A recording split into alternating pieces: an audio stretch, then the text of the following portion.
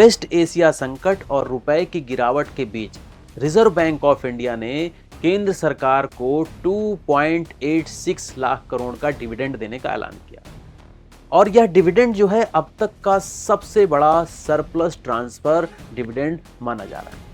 22 मई 2026 को आरबीआई के गवर्नर संजय मल्होत्रा की अध्यक्षता में बैठक होती है और वित्त वर्ष 2025-26 के लिए 2,86,588 करोड़ रुपए का रिकॉर्ड प्रॉफिट सरकार को ट्रांसफर करने की मंजूरी दी जाती है। अब यहाँ एक बात और समझिए कि सरकार घाटे में है तो उसका बैंक फायदे में कैसे है। फायदे में ऐसे है कि आरबीआई के पास है डॉलर और डॉलर की वैल्यू बढ़ी तो आरबीआई का फायदा अपने आप हुआ। आरबीआई के लिए रुपए की कमजोरी मुनाफे का एक जरिया बन गई। उसके अलावा जो आरबीआई है उसका निवेश अमेरिकी बॉन्ड्स में भी है। आरबीआई बैंकों को कर्ज देकर ब्याज भी कमाता है, सरकार के बॉन्ड्स खरीदता है और भी कई तरीके हैं जिनसे आरबीआई फायदा कमाता रहता है और जो फायदा होता है सरकार को पैसा वो देता रहता है। आरबीआई द्वारा सरकार को सरप्लस ट्रांसफर करना, इस पर हर साल विवाद होता है। कुछ लोग इसे सही कहते हैं, कुछ लोग इसे गलत कहते हैं।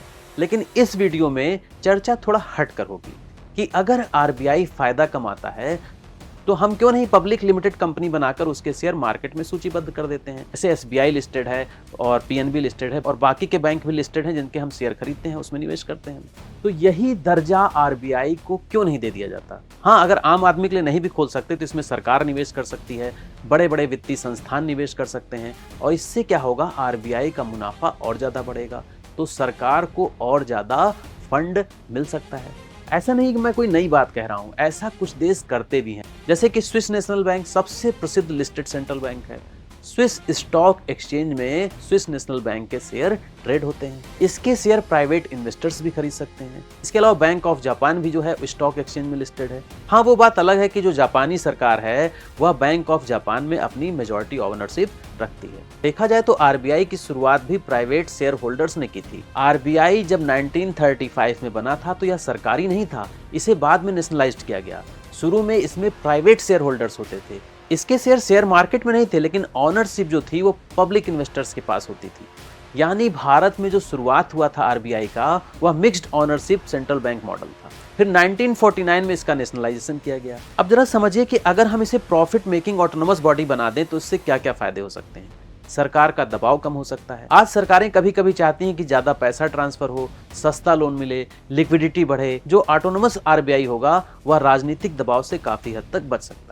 प्रोफेशनल मैनेजमेंट बढ़ेगा, मार्केट डिसिप्लिन आएगा, आरबीआई की एफिशिएंसी बढ़ेगी, बैलेंस शीट और मैनेजमेंट बेहतर होगा, ट्रांसपेरेंसी बेहतर होगी। टैक्स पेयर्स को डायरेक्ट नहीं तो इनडायरेक्ट फायदा तो होगा ही, क्योंकि आरबीआई के पास ज्यादा प्रॉफिट आएगा, सरकार को ज्यादा डिविडेंड मिलेगा तो जो सरकार है वो फिस्कल डेफिसिट कम करने में उसका यूज कर सकती है, डेवलपमेंट में यूज कर सकती है। ग्लोबल इन्वेस्टर्स का भरोसा बढ़ेगा। कुछ लोग ये भी मानते हैं कि ज्यादा इंडिपेंडेंट सेंट्रल बैंक मतलब ज्यादा स्टेबल इकोनॉमी। लेकिन यहाँ पर एक शंका भी है कि अगर हम आरबीआई को प्रॉफिट मेकिंग संस्था बना देंगे तो प्रॉफिट के पीछे भागने से थोड़े नुकसान भी हो सकते हैं। जैसे कि सेंट्रल बैंक का जो काम होता है, किसी भी देश का सेंट्रल बैंक का जो काम होता है, इकोनॉमी को स्टेबलाइज करना होता है, इन्फ्लेशन कंट्रोल करना होता है।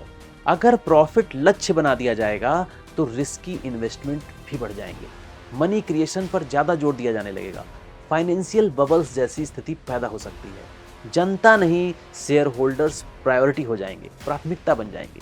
प्राइवेट पब्लिक शेयर होल्डर्स अगर इसमें आएंगे तो दबाव बढ़ेगा कि डिविडेंड बढ़ाओ, प्रॉफिट बढ़ाओ, रिजर्व बढ़ाओ। जबकि जो सेंट्रल बैंक होता है उसका काम होता है क्राइसिस में सरकार की मदद करना। लेकिन अगर ये प्रॉफिट मेकिंग संस्था रहेगी तो क्राइसिस में सेंट्रल बैंक को घाटा भी उठाना पड़ सकता है, बैंक्स बचाने पड़ सकते हैं, मॉनेटरी पॉलिसी जो है पॉलिटिसाइज्ड हो सकती है, कॉर्पोरेटाइज्ड हो सकती है, इंडस्ट्रियल ग्रुप्स या फाइनेंशियल इंस्टीट्यूशंस का इन्फ्लुएंस ज़्यादा हो सकता है, interest rates, regulations, banking rules, इन सब पर भी दबाव बन सकता है और यह सब बेहद ही खतरनाक हो सकता है। जो हमारा आरबीआई है उसने 2008 की क्राइसिस में, कोविड में कई बार सरकार की मदद की।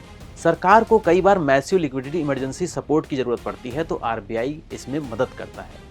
अगर प्रॉफिट ड्रिवन संस्था बन जाएगी तो शायद इतना एग्रेसिवली रेस्क्यू वह ना कर पाए। और भारत जैसे देश में जो कि डेवलपिंग इकोनॉमी है, बड़ी पॉपुलेशन है, रूरल बैंकिंग नीड्स हैं, फाइनेंशियल इंक्लूजन के चैलेंजेस हैं, ऐसे देश में सेंट्रल बैंक का मतलब आरबीआई का प्रॉफिट मशीन बनना घाटे का सौदा भी हो सकता है। इसलिए जरूरी है कि वह इकोनॉमिक स्टेबलाइजर बना रहे, ना कि प्रॉफिट मेकिंग संस्था बने। और यह दुनिया का सबसे प्रचलित मॉडल है जिसे कि हमारे देश ने अपनाया है।